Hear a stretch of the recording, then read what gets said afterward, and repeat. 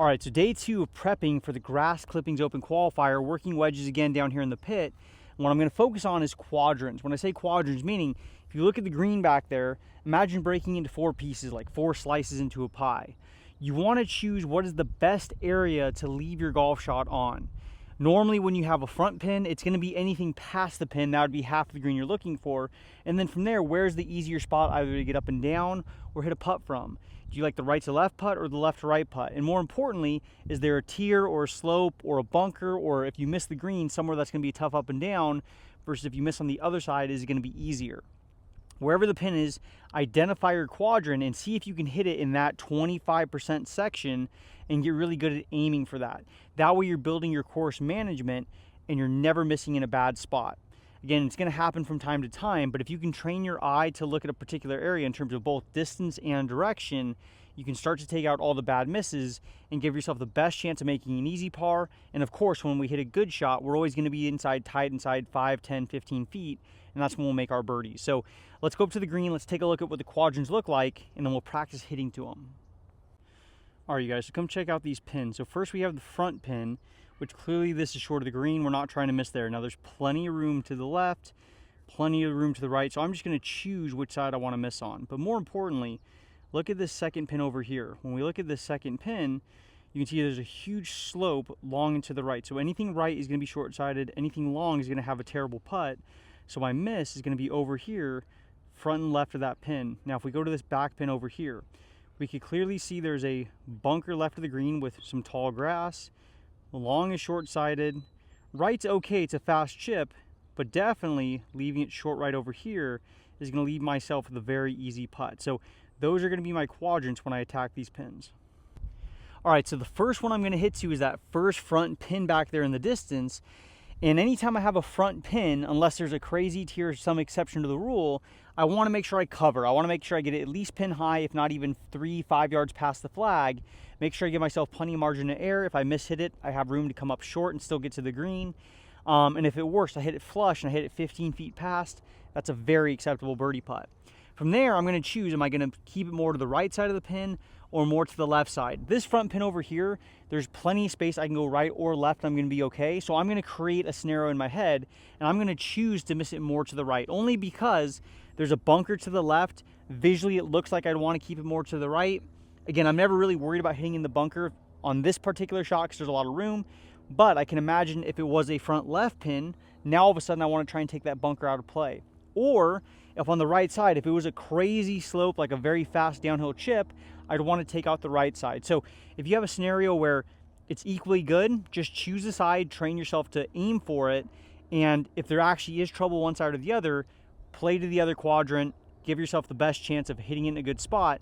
You have margin of error. That way, if you miss short or if you miss left, which I'm not trying to do, I at least have room to pull my ball or miss short in that direction, and I'm still going to have a birdie putt at it.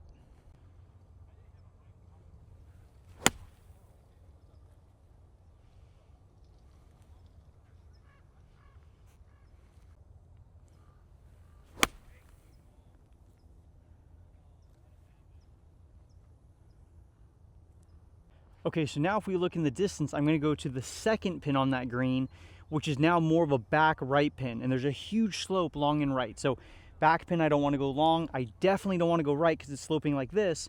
So I'm going to try and hit it in the front left quadrant to leave myself the uphill putt, biggest margin for error. I'm going to take extra club. It's 110 yards. I'm going to take my gap wedge, which I can hit up to 135 yards if I need to. I'm going to try and hit a little low cut in there and just try and work into that quadrant.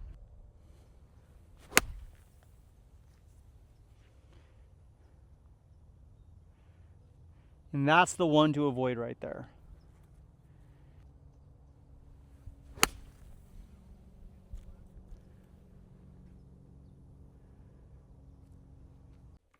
All right, so today in practice, hit a bunch of wedges down in the pit again. It's starting to feel better. Whole swing starting to feel better, which is really cool. And again, when I work quadrants, the main part of that drill is number one, to learn discipline.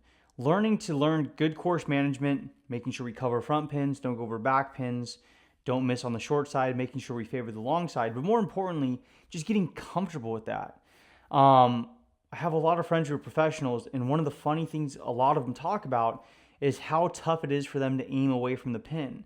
Which, don't get me wrong, when you play professional golf, you got to shoot 16 to 20 under over 3 days to shoot a really, really low score. So it's kind of hard to aim away from the pin and still feel like you can be competitive. But even to get them to aim 3 or 5 or 10 feet left or right of a pin is really, really hard. But when you start to get to Q schools where they tuck pins and the greens get really firm and missing your green short side gets super penalizing, you have to have good course management. And as our handicap goes up, whether we're a scratch golfer, a 10, 15, 20 handicap, well, we just want to put the odds in our favor as much as we possibly can. We want to make sure we're in a position where if we miss a green, we can putt up to it, or we can have an easy pitch on the green, and we can keep it down to a bogey or a double. We're not making triples and quads. We're just minimizing the mistakes. So at every level, having good course management is super important, and it's very important we train that. It's really funny to me that people always think, I got to practice my full swing, I got to practice my chipping, I got to practice my putting, I got to practice my driver, whatever physical skills they think they need to practice. And then they just take it for granted when they go on the golf course. All of a sudden their mental game is going to be right, they're going to make good decisions, but they haven't trained it in practice. So a huge part of focusing on quadrants is to make sure you train yourself properly. Telling yourself every time you have a front pin, let me add 3 or 5 yards to make sure I'm covering that front pin and I have some margin for error in case I miss. Or if I have a back pin, make sure I take a couple yards off, make sure I take extra club and I can chase it in there. Make sure if I have a tuck left pin near water or bunker or tough up and down, I'm going to aim 5 or 10 or 20 feet right. That way if I do pull the ball to the left, well, I still have room to play with.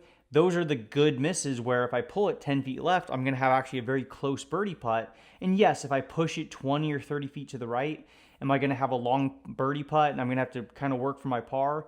Yes, but it's infinitely better than aiming at the flag, pulling it 20 feet, and then all of a sudden you have an impossible up and down. You might get cute, make a quick double, might hit it long, have that 40-footer anyway, and now you're making bogey versus having an easy par, or if you miss it in a good direction, you have a nice birdie chance. And if you hit an average shot right where you're looking, well, a 20, 25-foot birdie putt is not so bad either. So training yourself to aim and think and calculate properly is super important, and you have to do that in training. Again, you're not just going to magically do that when you're on the golf course, because you're going to get in conversation with your buddies, you might be drinking, you might have had a bad hole previously, you might be pissed off going into the round, you might be worrying about work, you might be super excited because you're playing well and all of a sudden you play too aggressive, or you might be worried, hey, I'm playing well, I don't want to mess this up now. Whatever it is, there's 1,000 things that can throw us off. As soon as we add emotion to the mix, good thought processes go right out the window. So we have to rely on training. So make sure you train yourself to have good course management. And that's a big thing of what this drill is. It auto aims you and auto calculates you if you do the steps right to make sure you choose a good target. And also, how skilled are you if you can hit a sliver that's 25% big? Now, obviously on the golf course, we're aiming in that position to where we can get away with misses. If we don't hit in our sliver, well, hopefully we aimed such in a good area that we can still have a reasonable up and down if we miss our quadrant. But if you have this whole big circle around the pin and you can learn to hit in a 25% wedge, well, that's a much higher skill set than just hitting it anywhere in that circle.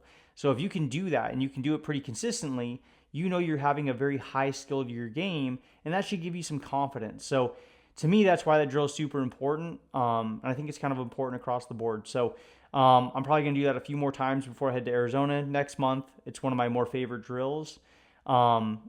And yeah, I really like it. So again, going to keep working more on wedges. Full swing feels good. I'm going to keep adding more of that into the mix as well. I'm going to have hopefully a tournament after grass clippings, but my whole focus right now is on that.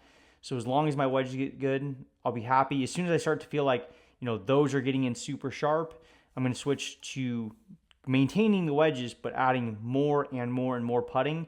I kind of want to time when my putter gets hot.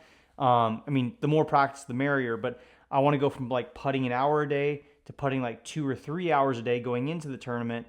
So my sense of touch is really refined with my putter. So that's kind of the general goal. I'm going to keep adding more wedge games as I go to kind of keep things fresh and different and interesting, challenge myself in different ways. But really good game. I hope all you guys go out there and at least try it. And if you can learn to hit a quadrant, you'll get a lot out of it.